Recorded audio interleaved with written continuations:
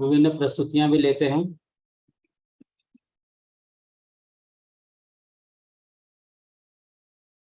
तो आज की प्रस्तुति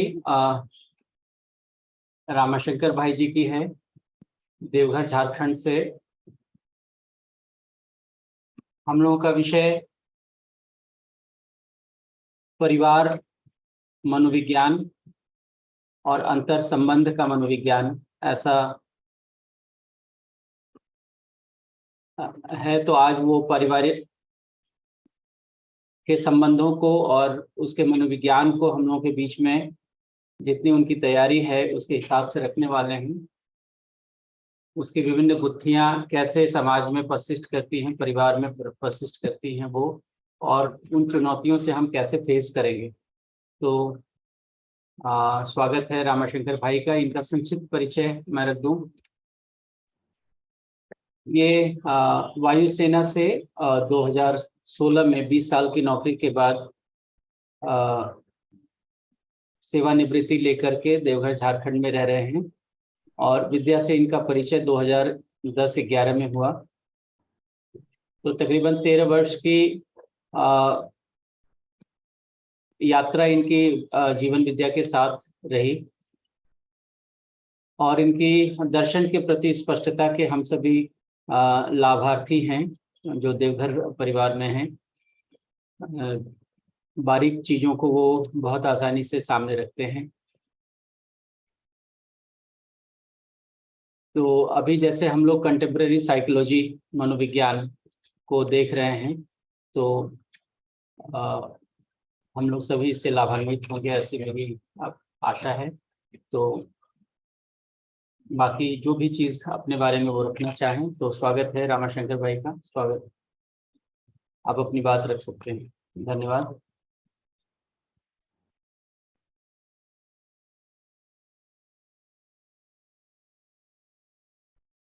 सभी को नमस्ते। मेरी आवाज आ रही है? हाँ, आवाज आ रही है आपकी। थोड़ी सी कम है लेकिन चलेगा। धन्यवाद भैया। और एक बार स्क्रीन शेयर मैं करता हूँ तो भी देख लेंगे।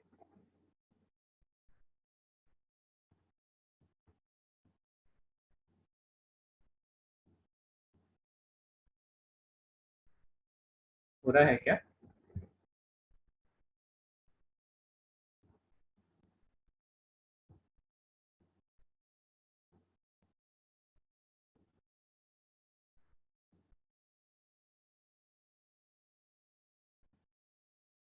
अभी हो रहा है रामाशंकर भाई? हो तो रहा है।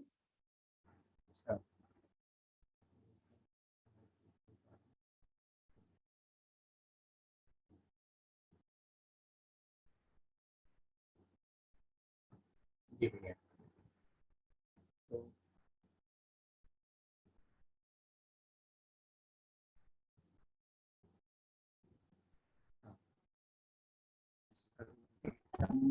आप सभी को मेरा सादर प्रणाम।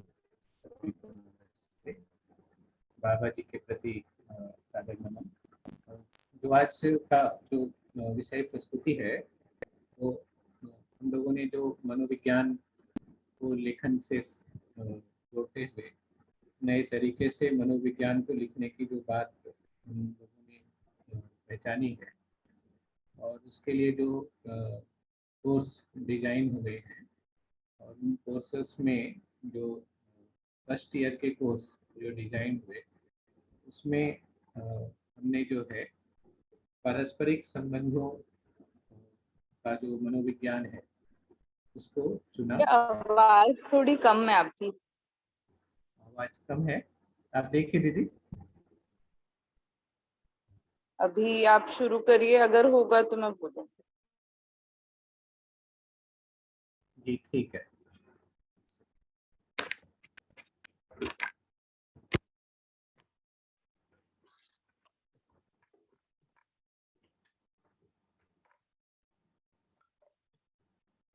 हाँ, अब आवाज आ रही है? सराउंडिंग से ही आ रही है, ईयरफोन से कोशिश कर सकते हैं। अच्छा, सराउंडिंग आ रही है क्या? ईयरफोन मेरा एक्टिव नहीं है। ठीक है, कोई बात नहीं, आवाज अपनी जोर, थोड़ा वॉल्यूम बढ़ा ले, जोर से बोलेंगे तो स्पष्ट होगा। ठीक है। तो जो कंटेंट राइटिंग को लेकर के जो मुख्य रूप से जो हमने अपने लिए चुना है वो है पारस्परिक संबंधों में जो मनोविज्ञान है, उस विज्ञान को हम विद्यार्थियों तक पहुंचाने का इस रूप में प्रयास कर सकते हैं।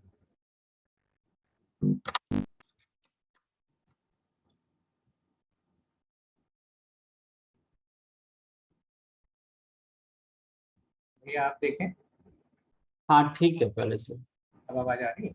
हाँ ठीक है, पहले से। तो इस विषय को लेकर लिखने का मन हमारा इसलिए भी बना क्योंकि संबंध को लेकर अपने भीतर गहरी स्वीकृति रही कि संबंध की सही स्पष्टता अब तक परंपरा में हमारे बीच रखी नहीं गई, और मध्यस्थ दर्शन से संबंध को सही जो प्लेटफॉर्म है वो प्रदान हुआ है, ऐसा हमें देखने में आया। तो संबंध को लेकर के स्पष्टता आमतौर पर सभी युवाओं में और सभी लोगों में देखी जाती है कि इसके लिए हमारे में कोई विशेष स्पष्टता नहीं है, ऐसा हर कोई फील करते ही। और हमें भी लगता रहा कि संबंध को लेकर की जितनी चर्चा होने की जरूरत है, इसका जो स्वरूप क्या होना चाहिए, इस पर जितनी बातें स्पष्ट होने की आवश्यकता है, वो शायद परंपरा में से हमें उपलब्ध नहीं हुआ। और अधिकांश जो मानव की जिंदगी को अगर हम देखें तो जिंदगी का एक सबसे बड़ा जो हिस्सा है वो संबंध को लेकर के ही है। अगर इसकी स्पष्टता आदमी के पास होती है, वह अपनी जिंदगी में खुशहाली को प्रमाणित फील कर पाता है और खुशहाली को व्यक्त कर पाता है और दूसरों के साथ खुशहाली को बांट भी पाता है। लेकिन इसकी स्पष्टता अगर नहीं होती तो हम जानते ही हैं कि बड़े बड़े जो दिग्गज लोग भी इस मामले में आकर के जो है धराशायी हुए और उन्होंने अपने लिए अंतिम विकल्प जो है वो सुसाइड आदि को भी चुना है। तो इसका अर्थ है कि संबंध की स्पष्टता सर्वप्रथम जो है युवाओं को आवश्यक रूप से होने की जरूरत तो है। मनोविज्ञान के माध्यम से आज जब यह विषय हमारे द्वारा जो चुना गया, तो उसमें मुझे लगा कि इस विषय पर अगर मैं लिखता हूँ तो मुझे भी खुशी मिलेगी और जो है कुछ सार्थक काम शायद मेरे द्वारा हो भी सके। हालांकि लिखने का जो लिखने तक की जो बात है वह अपने लिए कितना जो मैं इसका कितना अधिकारी हूँ ये तो मैं नहीं जानता, बल्कि ऐसा भी लगता है कि शायद मैं उतना अधिकारी नहीं। लेकिन फिर भी यह जो मुख्य जो भाव है कि यह वस्तु हर किसी तक पहुंचने की आवश्यकता है और शिक्षा के माध्यम से हर किसी तक पहुंचाई जा सकती है, इसके प्रति मेरी यही स्वीकृति है और इस आधार से ही मैंने ये एक छोटा सा जो है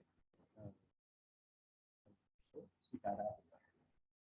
हालांकि पिछले दिनों लगातार मेरी व्यस्तता कुछ अधिक रही और कई बार ऐसा भी लगा कि पता नहीं मैं कितना इस विषय पर जो अपना लेखन लिखने जा रहा हूँ कितना न्याय कर सकूंगा। और इसलिए कभी कभी ऐसा भी मन में आया कि मैं श्री योगेश भैया जी को अपनी ओर से बताऊं कि भैया मैं इसमें बहुत न्याय करने की जगह पर अभी अपने आप को देख नहीं पा रहा हूँ, इसलिए इस विषय को किसी और को दे दिया जाए, ऐसा भी लगा। लेकिन फिर भी मुझे लगा कि नहीं, एक बार और प्रयास किया जाए। और यह मेरे लिए खुशी की बात है कि जब आरती बहन ने ये कहा कि आपको प्रस्तुति रखनी है, तो मेरे लिए एक तरह से ये बूस्टर का काम किया। और लगातार गेस्टिंग होते हुए भी पिछले 2-3 दिनों में बैठते हुए मैंने एक बड़ा सा हिस्सा इसका लिख लिया है। तो बड़ा सा हिस्सा जो लिखा है और कुछ एक बड़ा सा हिस्सा मैंने छोड़ा भी है। जो हिस्सा छोड़ा है उस हिस्से पर थोड़ी गहन चिंतन की आवश्यकता मुझे लगी है, इसलिए उसको मैं चाहता हूँ कि अगले सप्ताह अगर मुझे समय मिलेगा तो अगले सप्ताह शनिवार को मैं उसको रखने का प्रयास करूँगा। और अगले सप्ताह शनिवार को यह विषय मेरे द्वारा संभव है कि ये पूरा हो जाना चाहिए। विषय वस्तु को मैंने किस प्रकार से डिजाइन किया है, यह एक महत्वपूर्ण बात है जिस पर मैं चाहता हूँ कि आप सभी का ध्यान आकर्षण रहे, और कहीं पर भी जो आवश्यक रूप से कुछ जोड़ना है या कुछ हटाना है, इस पर आप मेरा ध्यान आकर्षण कराएं, ऐसी मेरी विशेष विनती है और मेरी आवश्यकता भी। मैं सर्वप्रथम आज का जो टॉपिक है जो मैंने अपने लिए चुना है, वो टॉपिक है चुनौतियां, संबंध परक मुद्दे, समकालीन मुद्दे और निपटने के तरीके। ये विषय है और यह एक यूनिट 2 के रूप में यह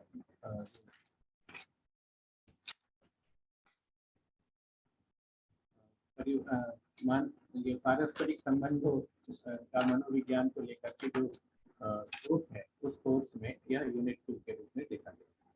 इसको मैंने अपनी ओर से जिस प्रकार से डिजाइन किया है उसको मैं रखता हूँ। सबसे पहले मैंने इसमें भूमिका रखी है, इसके बाद इसमें उद्देश्य को रखा है, फिर मानव मानसिकता में संबंध के प्रति क्या दृष्टिकोण है और उसकी पहचान का क्या स्वरूप होगा, अर्थात संबंध की मौलिकता क्या है, इसको रखा है। आगे संबंध एक आवश्यकता है एवं बाध्यता भी है, यह किस प्रकार से स्पष्ट होता है, ये संबंध की मौलिकता में मैंने इसको उतारा है। उसके आगे पारस्परिक संबंध का क्या तात्पर्य है और इनका फैलाव क्या है, इसको रखा है। संबंध में आई गिरावट के कारक तत्व क्या है, उसके आगे हमने रखा है। फिर संबंधों में आई गिरावट से प्रकारांतर से उत्पन्न समस्याओं के स्वरूप क्या क्या है, इसको रखा है। वर्तमान संदर्भ में जो वर्चुअल सेटिंग में जो इंटीमेसी एवं टेक्नोलॉजी के निरंतर आविष्कार से जो उत्पन्न संबंध जो उत्पन्न हो रहे हैं, उन सभी के मायने क्या है, इनको रखा है।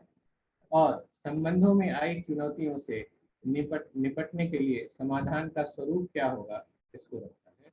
और फाइनली निष्कर्षात्मक प्रस्तुति को रखा है।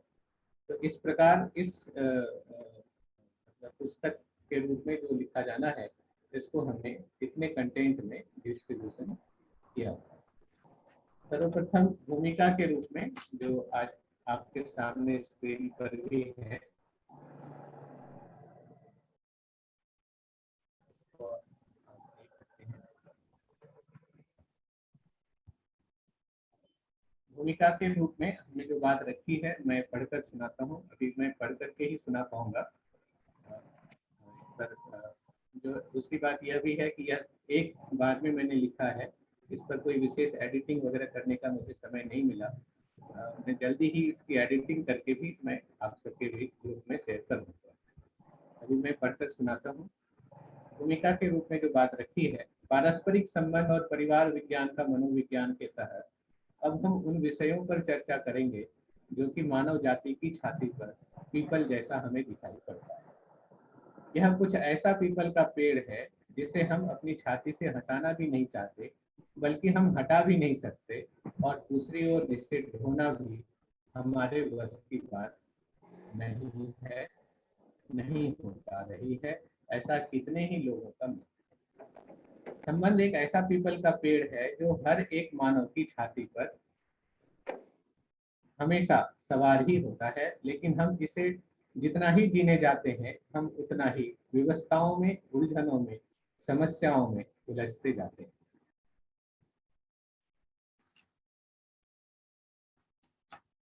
हर मानव संतान का जन्म किसी न किसी परिवार में होता है।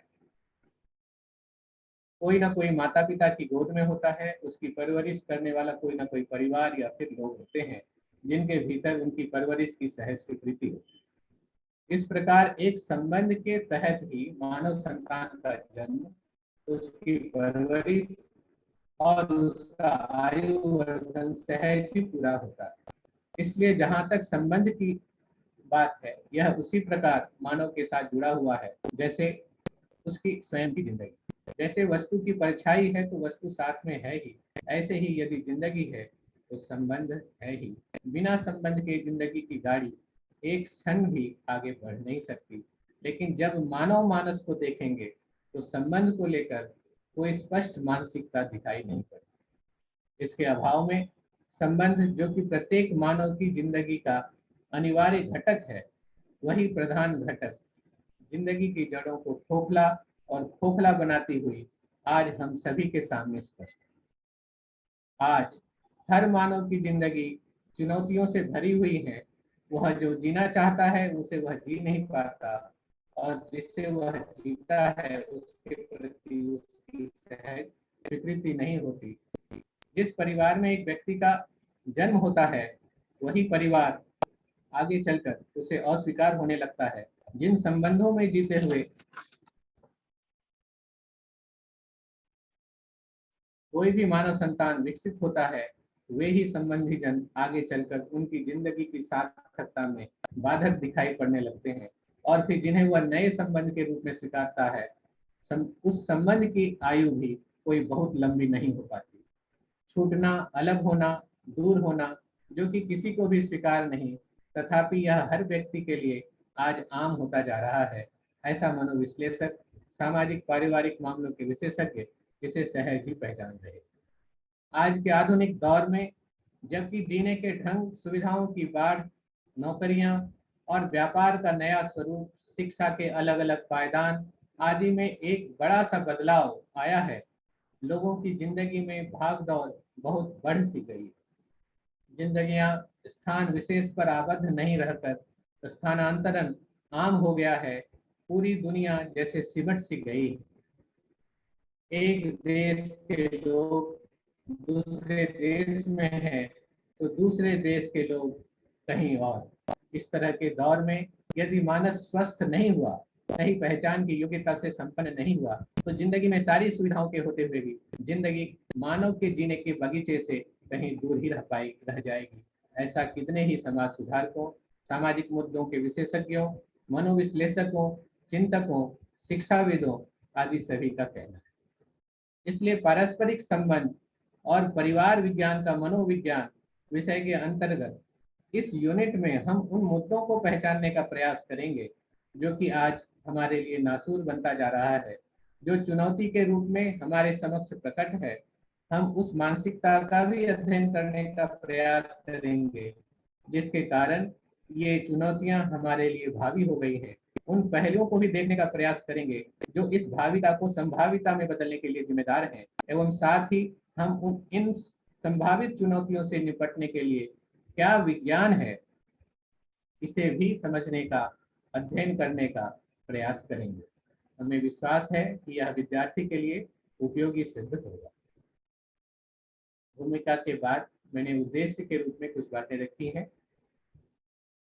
इस यूनिट को पढ़ने एवं अध्ययन करने के बाद विद्यार्थी अपने अपने में निम्नांकित अर्हताओं के विकास को देख पाएंगे। प्रथम, संबंध की मौलिकता, कैसे संबंध अनिवार्य है और इसमें निहित सार्थकता क्या है, इससे छात्र अवगत हो सकेंगे। दूसरा है पारस्परिक संबंध का तात्पर्य क्या है और इनका फैलाव क्या है, इससे भी छात्र अवगत हो सकेंगे। संबंधों में आई गिरावट के क्या कारक तत्व हैं, उन तत्वों पर भी हमारा विश्लेषण जो है विद्यार्थियों के लिए आवश्यक समझ में आएगा। संबंधों में आई गिरावट से प्रकारांतर से उत्पन्न समस्याओं के स्वरूप क्या क्या हैं, इन्हें भी हम देख सकेंगे। वर्तमान संदर्भ में वर्चुअल सेटिंग में इंटीमेसी एवं टेक्नोलॉजी के निरंतर आविष्कार से उत्पन्न संबंध के मायने क्या हैं, इन्हें भी हम इसी पुस्तक में देख सकेंगे। संबंधों में आई चुनौतियों से निपटने के लिए समाधान का क्या स्वरूप होगा, इस पर भी हम विस्तार से चर्चा करने का प्रयास करेंगे। इन उद्देश्यों को रखते हुए आगे हमने जो है इसको आगे इसको फैलाया है।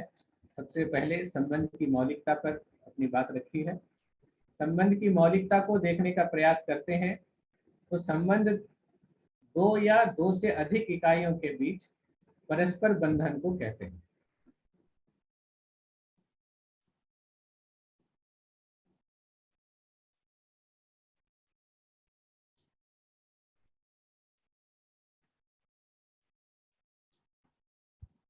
अब आवाज आ रही है अच्छे से?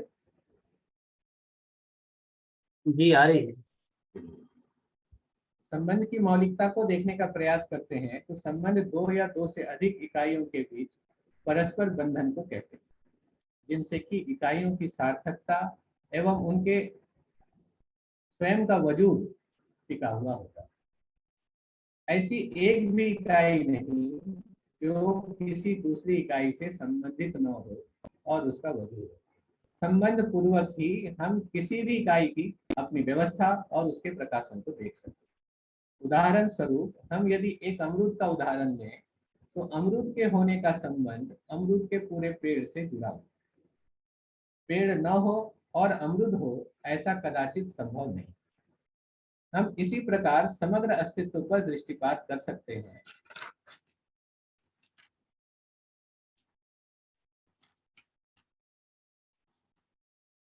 कोई भी इकाई का वजूद या उसका होना दूसरी इकाइयों से जुड़ा हुआ ही रहता है। इस तरह संबंध उस परस्परता रूपी बंध को कहते हैं जिनसे कोई परिवार, कोई समाज, कोई संगठन, कोई संस्था, कोई व्यवस्था या फिर इस संसार की कोई भी वस्तु हमारे देखने में आती है। संबंध न हो तो न तो किसी वस्तु की कल्पना करना संभव है, न ही किसी परिवार, समाज, संस्था, संगठन, व्यवस्था आदि की ही कल्पना करना संभव। इस तरह संबंध ही वह मौलिक घटक है जो व्यक्ति, परिवार, समाज, राष्ट्र, धरती के होने का कारण स्वरूप है, ऐसा हम समझ सकते हैं। संबंध की इस मौलिकता को ध्यान में रखते हुए ही आगे हम इस यूनिट का जो मुख्य विषय है कि संबंधों में क्या क्या समकालीन चुनौतियां हैं, उनसे मुक्त होने का क्या मनोविज्ञान है, इस विषय पर विस्तार से चर्चा कर पाए। आगे बढ़ने से पूर्व हम विभिन्न मनोवैज्ञानिकों ने संबंध को लेकर क्या बातें कही हैं उस पर भी एक संक्षिप्त दृष्टिपात करते हैं। ये मैंने मनोवैज्ञानिकों के जो विचार रखे हैं उसका कारण मुझे ये लगा कि मनोविज्ञान में आमतौर पर मनोवैज्ञानिक ने आज तक क्या क्या शोध रखे हैं उसको लिखना एक आवश्यकता है। तो उनको हम देखते हुए ही अपनी बात को यहाँ पर कुछ रख सकेंगे, ऐसा मुझे महसूस हुआ। इसलिए अपनी इन बातों के साथ ही मनोवैज्ञानिकों ने क्या क्या बातें रखी हैं उसका भी एक संक्षिप्त दृष्टिपात हमें यहाँ रखा। सर्वप्रथम सिगमंड फ्रायड के अनुसार, सिगमंड फ्रायड जिन्होंने मनोविज्ञान के सिद्धांतों के का विकास करने एवं उसे उच्च स्थान दिलाने में जो महत्वपूर्ण भूमिका निभाई है, ने संबंध को मनुष्य निर्माण से जोड़ते हुए मनुष्य निर्माण के 3 तत्व की बात कही। इद, अहम अर्थात ईगो, और परा अहम अर्थात सुपर ईगो। उनके अनुसार इन तत्वों के माध्यम से व्यक्ति की भावनाओं और संबंधों की व्यवस्था होती है। अब्राहम मास्लो ने चिकित्सा मनोविज्ञान में व्यक्ति के संबंधों को अत्यंत महत्वपूर्ण बताया।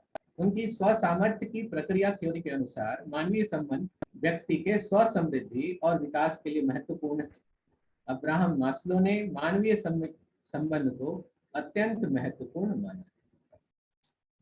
जॉन बोल्बी ने अपने आसक्ति सिद्धांत अर्थात अटैचमेंट थ्योरी के माध्यम से बच्चों और उनके देखभाल करने वाले लोगों के संबंध का अध्ययन किया। उनके अनुसार बच्चे अपने माता पिता या देखभाल करने वाले लोग व्यक्तियों के साथ मजबूत आसक्ति बनाते हैं जो उनके संबंधों और सामाजिक विकास के लिए महत्वपूर्ण है। अर्थात संबंध है तो विकास है, ऐसा जॉन बोल्बी ने कहा।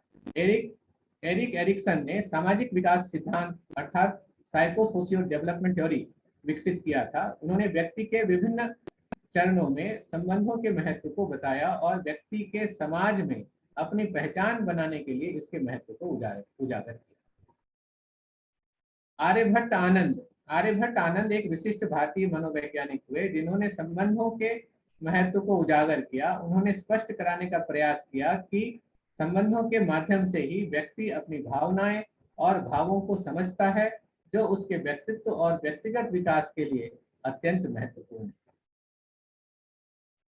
अनंतदास मनुवादिया जो कि भारतीय मनोवैज्ञानिक हैं, ने संबंधों के माध्यम से व्यक्ति के मानसिक स्वास्थ्य और सुखद जीवन के लिए विभिन्न प्रौद्योगिकियों का परीक्षण किया और संबंधों को संवाद के माध्यम से विकसित करने की तकनीक को प्रमुखता से बल प्रदान। अस्तु, उपरोक्त मनोवैज्ञानिकों एवं और भी अनेक मनोवैज्ञानिकों ने भी संबंध को व्यक्तित्व विकास, समृद्धि और सुखी जीवन जीने के लिए आवश्यक और महत्वपूर्ण बताया है।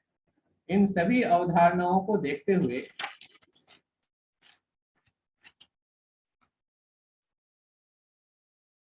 यह तो स्पष्ट हो गया है कि कोई भी व्यक्ति, परिवार, समाज, संगठन, संस्था अपनी महिमा और गरिमा को नहीं पा सकती यदि संबंध के प्रति सही स्वीकृति नहीं बनी और उसे यदि एक बड़ी व्यवस्था के तहत बड़ी धरातल पर नहीं पहचाना गया। जैसे अमरूद के उदाहरण में हमने देखा था कि अमरूद का कोई अस्तित्व नहीं यदि अमरूद का पेड़ नहीं है, अर्थात अमरूद का अमरूद के पेड़ के साथ अनन्य संबंध है। ऐसे ही अमरूद के पेड़ के अस्तित्व को भी हम नहीं देख पाएंगे यदि इस पेड़ के लिए निश्चित मिट्टी, जल, वायु आदि का वातावरण उपस्थित नहीं। अर्थात अमरूद का संबंध न सिर्फ अमरूद के पेड़ के साथ है बल्कि उसका संबंध इस पूरे प्राकृतिक वातावरण के साथ। ऐसे ही हमें अब संबंध की मौलिकता को संपूर्णता के धरातल पर ही देखने की जरूरत होगी, तभी हम संबंध की महिमा को भी समझ पाएंगे और अंतर संबंध के विस्तार को भी पहचान पाएंगे। इसके साथ ही संबंध की मौलिकता को मैंने यहाँ पर रोका है और आगे पारस्परिक संबंध का तात्पर्य और फैलाव क्या है उसको हमने रखा है। संबंध की मौलिकता पर ध्यान देने से हमें यह तो स्पष्ट होने लगा होगा कि संबंध सिर्फ दो इकाई या व्यक्ति या परिवार या वस्तु के बीच ही नहीं होता बल्कि दो की सापेक्षता के साथ हर इकाई संपूर्ण वस्तुओं के साथ ही संबंधित होता है। मानव के संदर्भ में भी ठीक यही बात। हर एक व्यक्ति एक साथ अपने परिवार, समाज, राष्ट्र, अंतरराष्ट्र सभी से संबंधित होता ही है। हर एक व्यक्ति की भावनात्मक पृष्ठभूमि, उसकी सामाजिक पृष्ठभूमि, मानसिक वैचारिक पृष्ठभूमि, आर्थिक, आध्यात्मिक, धार्मिक पृष्ठभूमि, ये सभी भी अंतर संबंधित ही होते हैं। इस आलोक में अब पारस्परिक संबंध को हम आसानी से परिभाषित कर सकते हैं और हर दो की परस्परता में जो आदान प्रदान होता है यही उनके बीच के परस्पर संबंध का अर्थ है। इस बात को अब हम पहचान सकते हैं।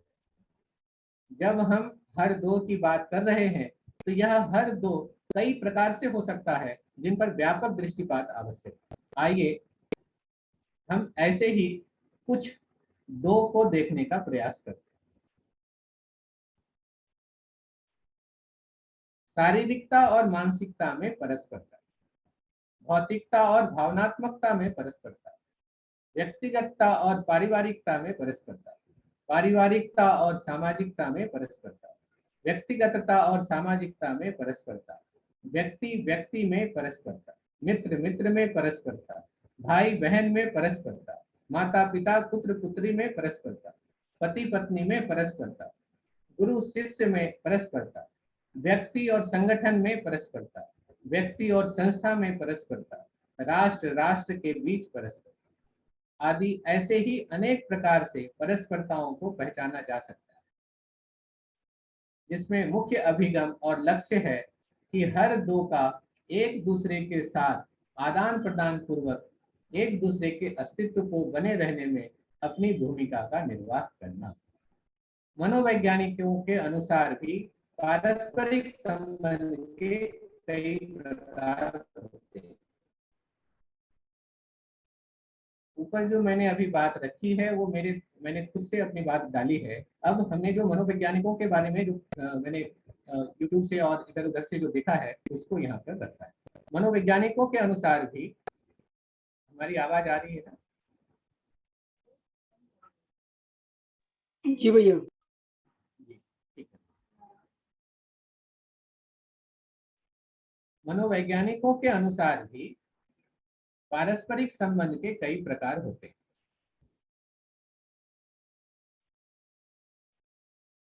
ये संबंध व्यक्ति के बीच भावनात्मक, सामाजिक या व्यक्तिगत संबंध या जुड़ाव के साथ होते हैं, जो संबंध में निहित विशेषताओं और भावनात्मक आकर्षण के आधार पर बने होते हैं।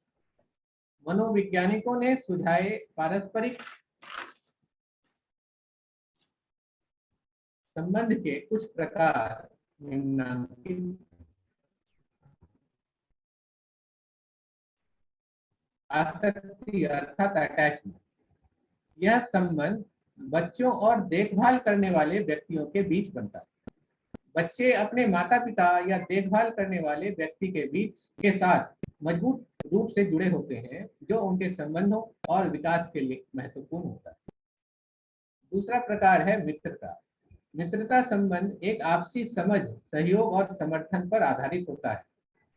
दो व्यक्तियों अथवा परिवारों के बीच यह संबंध दोनों के लिए ही बहुत महत्वपूर्ण और सुखदायी होता है। तीसरा प्रकार है प्रेम। प्रेम संबंध एक गहरा भावनात्मक आकर्षण और अनुबंध के आधार पर होता है। यह एक व्यक्ति को दूसरे के प्रति आकर्षित करता है और उन्हें समर्थन और समझने के लिए तैयार करता है। चौथा प्रकार है परिवार संबंध, फैमिली रिलेशनशिप। परिवार संबंध परिवार के सदस्यों के बीच होता है। ये संबंध प्राथमिक रूप से आपसी समझ, समर्थन और समरसता पर आधारित होते हैं और परिवार के सदस्यों के बीच आपसी संबंध को मजबूत और सजीव बनाते हैं। अगला है गुरु शिष्य संबंध, टीचर स्टूडेंट रिलेशनशिप। गुरु शिष्य संबंध एक उच्चतम और विशेष संबंध है जो शिक्षा और अनुशासन के माध्यम से विकसित होता है। एक शिष्य अपने गुरु के संबंध में समर्थन और सम्मान प्रदान करता है, जबकि गुरु शिष्य के विकास और उनके जीवन के मार्गदर्शन के लिए जिम्मेदार होता है। मनोवैज्ञानिकों के अनुसार ये पारस्परिक संबंध व्यक्ति के मानसिक विकास और समृद्धि में महत्वपूर्ण भूमिका निभाते हैं और व्यक्ति के जीवन में सुख, समृद्धि और सामर्थ्य को विकसित करते हैं। पारस्परिक संबंध के उपरोक्त व्यापक स्वरूप को देखने पर यह तो स्पष्ट हो गया है कि व्यक्ति की बात करें या परिवार की, समाज की या राष्ट्र की या अंतरराष्ट्र की या एक धरती की या फिर पूरे प्रकृति की ही, एकांगिकता अथवा एकांतवाद का कोई स्थान नहीं। हम किसी से भी विलग नहीं रह सकते, बल्कि विलग होने में हमारा कोई अस्तित्व ही नहीं। परिवार में यदि संबंध नहीं होंगे तो परिवार के किसी भी सदस्य का विकास अथवा वैभव संभव नहीं, बल्कि पहचान भी संभव नहीं। ऐसे ही समाज में परस्पर संबंध का अभाव रहा तो सामाजिक धरातल और उससे मिलने वाली सुख सुविधा संभव नहीं। किसी संगठन अथवा संस्था में या राष्ट्र में या अंतरराष्ट्र में भी निश्चित यही बात लागू होती है। परस्पर संबंध के बिना कोई भी रचना असंभव है। तथापि आज वर्तमान में हालातों पर ध्यान केंद्रित करते हैं तो हर जगह हमें घोर अस्त व्यस्तता, गड़बड़ी और अव्यवस्था ही देखने में आती है। अंतरराष्ट्र के स्तर पर देखें तो राष्ट्र राष्ट्र के बीच परस्परता में अधिकतम युद्ध और शोषण को ही हम देख सकते हैं। विकसित देश और विकासशील अथवा गरीब देशों के बीच अंतर संबंध शोषण परक अथवा युद्ध की मानसिकता के साथ ही देखे जा सकते हैं। अस्त व्यस्तता और गड़बड़ी जब अंतर्राष्ट्रीय स्तर पर होंगी तो उसके दुष्परिणाम भी उतने ही विभत्सकारी, प्रलयनकारी होंगे, जिसे आज हम आए दिन देख ही पा रहे हैं। राष्ट्र के स्तर पर भी लगभग यही स्थिति आज हमारे सामने प्रत्यक्ष है। राष्ट्र कई विचारधाराओं, समुदायवादी चेतना, राजनीतिक पार्टियों के व्यक्तिगत अहंताओं, स्वार्थ अभिभूत मानसिकताओं में विभक्त है, जो परस्पर एक दूसरे के विरोध में ही खड़े पाए जाते हैं। राष्ट्रीय चेतना की एकरूपता का सर्वथा अभाव ही पाया जाता है।